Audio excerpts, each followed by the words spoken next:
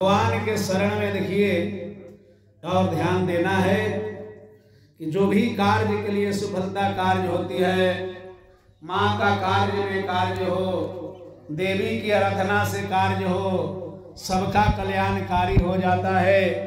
जो माँ के शरण में आकर के साक्षात प्रणाम करते हैं उनको देवी भी आशीर्वाद देती है।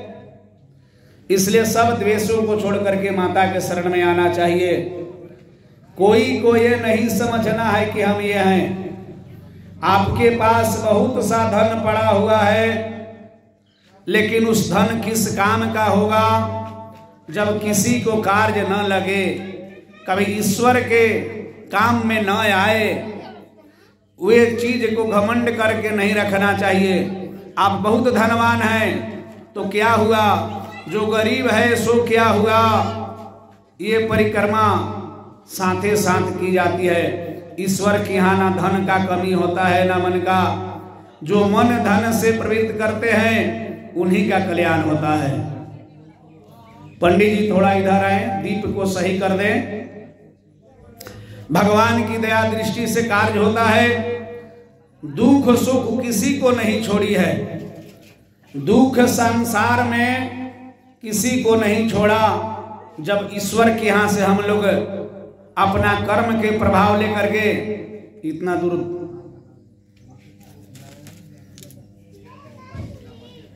कपड़ा से दूर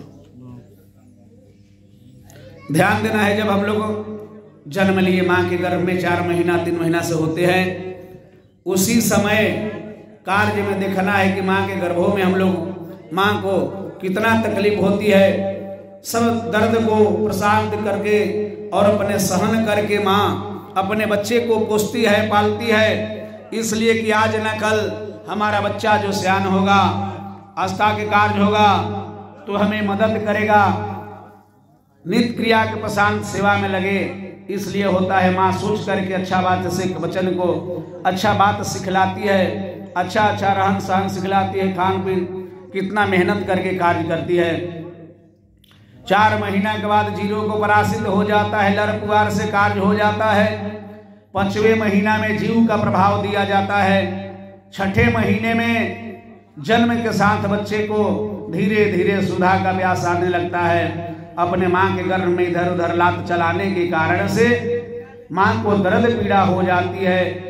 सात्विक से पाठ करने पर जो भी कड़वे वस्तु को, नमक तेल मसाला को माँ खाती है तो बच्चे को बहुत दिक्कत पहुंचने लगती है, पीड़ा होती है। इस कारण से पेटों के गर्भ में गर्भाशय में दर्द होती है। इसलिए समझ करके कितना माँ अपने बच्चे को पालने के लिए कष्ट करती है, दिक्कत सह करके और अपने संतान को पालन पोषण करती है। लेकिन वो माँ को हम लोग भूल जाते हैं तो ये क्या सही बात है।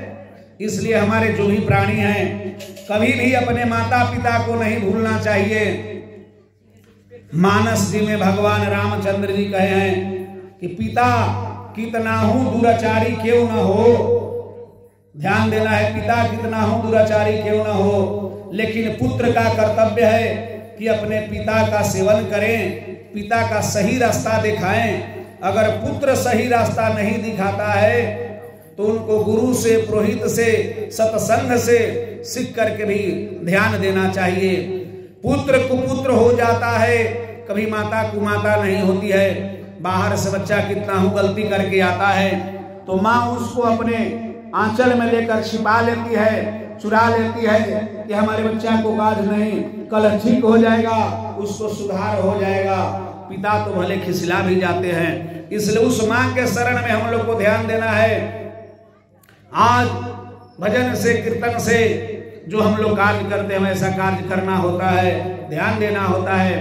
देखिए कल हम लोग जो कार्य किए, 12 तारीख को इस जग में जलाधिवास अनाधिवास जो माता जी को अन्न से हम लोग कार्य किए, जल से। दूसरा दिन कार्य में हम लोग फल से कार्य करेंगे, फिर अन्न से बाहर करके जल वार्धित करने के बाद माता जी को स्नान कराएंगे। स्नान के बाद हल्दी सेंट सार्जित लगाया जाएगा, तेल फुलेल लगाया जाएगा। फिर हम लोग जो सजिया है, पलंग है, चौकी है, उस पर सुलाएंगे। माता जी को श्रृंगार पटार करके सजिया दान कराएंगे। सजिया पर सुलाने के बाद उस माँ को ध्यान दे करके धूप दीप फल फूल मिठाई से हम लोग कार्य करेंगे। माता के शरण में भजन कीर्तन गाएंगे। यही कार्य होगा। मन मन में अपना सबको खुशी चैन रहना चाहिए। जैसे अपने बाल बच्चे को हल्दी लगाते हैं, कार्य करते हैं, उसी तरीका से माता जी को आज हल्दी लगाने का मौका मिलता है। हर समय नहीं होता है, इसलिए ध्यान दे करके माँ के शरण में हम लोग को आना है। सबको मिलाकर कार्य करना है। माँ वरदायिनी है, माँ धनवायिनी है, माँ मोक्ष प्राप्ति है, माँ सबको पुत्र प्राप्ति करती है, माँ सबको इच्छा पूर्ति करती है। ईश्वर के शरण में जाने पर ही सब कला प्राप्त हो जाता है। दसों कलाओं से वर्जित करने वाला माँ के शरण में जो जाता है, जो कालों के काल महाकाली, कालों के काल महाकाल के शरण में जो चले जाते हैं, उनको हर दुख दरिद्र दूर हो जाती है। इसलिए ध्यान देना है। माँ के शरण में आकर के देखो, तुम्हारा जो दुख होगा वे मैं दूर कर दूंगी, ऐसी माँ कहती है। हमारे शिष्य बन करके देखो, हम तुम्हारे कष्टों को दूर कर देंगे। माँ कहती है कि एक बार तो कम से कम भजन गा करके देखो, हम तुम्हारे दुखों को दूर कर देते हैं। हमारे शरण में आके प्रसाद को पाओ, प्रसाद चढ़ाओ, मंदिर धो, सेवन करो, तुम्हारा दुखों को मैं धीरे धीरे दूर कर दूंगी। ऐसे माँ के वरदान को पा करके समस्त भक्तगण खुशी चैन हो जाते हैं। कौन ऐसा मूर्ख होगा जो कि अपने आए हुए माँ के शरण में उनको मस्तक नहीं झुकाएगा, तो कहाँ माथा झुका सकता है। इसलिए भगवान भोले के साथ महाकाली का स्मरण हर समय करना चाहिए, हर प्राणी को करना चाहिए। विप्र को जो आए हैं उनको अपने हाथों से दान देना चाहिए। दान देने से कभी घटता नहीं है। विप्र भवः धरो असित कल्याण, रक्षा करने के लिए भगवान कहते हैं धन हो तो धर्म है, धर्म है जो दान है सो पुण्य है। यही कर्म का प्रभाव दिया जाता है। समस्त भाई बंधुओं को मिला करके कार्य करना चाहिए। प्रेम से बोलिए महाकाली की जय, माँ सरस्वती की जय, महालक्ष्मी की जय, ग्राम वासियों की जय, समस्त देवता की जय, गुरुजन महाराज की जय, सर्व ईश्वर काला महाराज की जय।